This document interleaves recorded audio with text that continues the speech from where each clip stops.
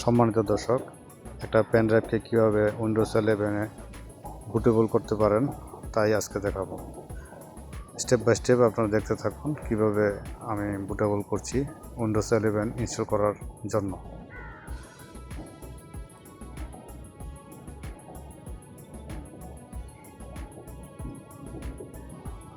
আপনারা সবসময় মাইক্রোসফটের যে ওয়েবসাইট ওইখান থেকে আইএসও ফাইলটা ডাউনলোড দিবেন।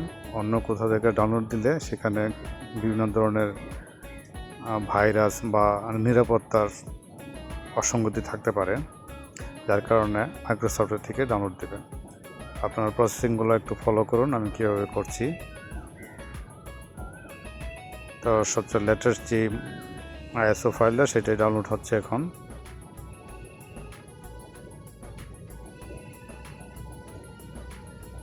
আমি ল্যাঙ্গুয়েজটা দিচ্ছি আপনার ইউএস, ইংলিশ ইউএস অথবা ইংলিশ ইউনাইটেড স্ট্যাটাস।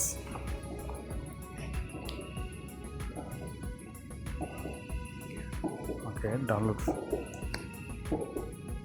লিঙ্কটা চলে আসছে। এখানে ডাউনলোডে প্রেস দিলে ডাউনলোড হওয়া শুরু করবে, কিন্তু এটার সাইজটা অনেক বড়, প্রায় 7.2 GB, যার কারণে আমি আগে থেকে ডাউনলোড করে রেখেছিলাম, যেটা আমার ডেস্কটপে আছে অলরেডি।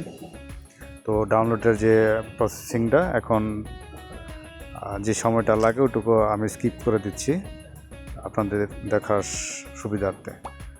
তো এটাকে আমরা বুটেবল করার জন্য আরেকটা সফটওয়্যারের সাহায্য নেব, সেটা হচ্ছে রুফুস, RUFUS, রুফুস নামে এই সফটওয়্যারের একটা সাহায্য নেব।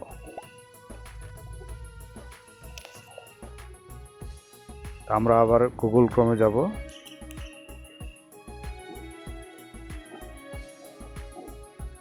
এখানে সার্চ করব RUFUS, রুফুস। প্রথম যে ওয়েবসাইটটা আসছে সেটাতে প্রেস করব।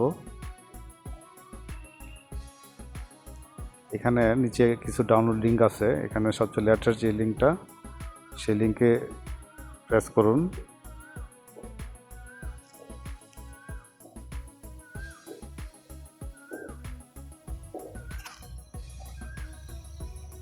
তো আমি আগে থেকে এটা ডাউনলোড করে রেখেছিলাম, তারপর আবার ডাউনলোড করলাম আপনাদের দেখানোর স্বার্থে, সুবিধার্থে।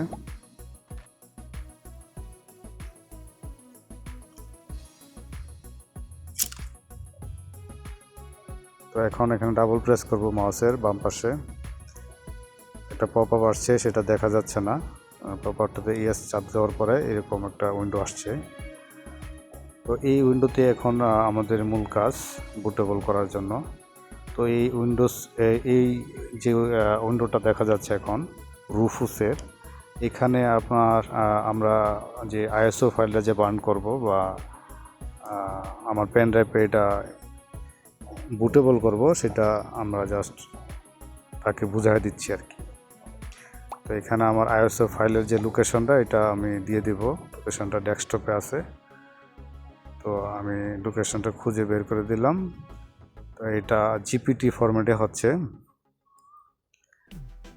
তো আর বাকি যে অপশনগুলো এটা টাচ করার দরকার নেই। তারপরে যখন ওকে দেবেন তখন নেক্সট দেওয়ার পরে এই অপশনটা আসবে। এখানে কিছু লেখা আছে, এগুলো একটু কেয়ারফুলি দেখবেন। উপরে যে দুইটা আর্টিকেল আছে এটা আপনি টিক চিহ্ন দিয়ে রাখবেন, যাতে আপনার কোনো রেকর্ড না হয় যে 2.0 TPM, এটা দরকার পড়বে না। নর্মাল পিসিতেও আপনি উইন্ডোজ 11 ইনস্টল করতে পারবেন। তো জাস্ট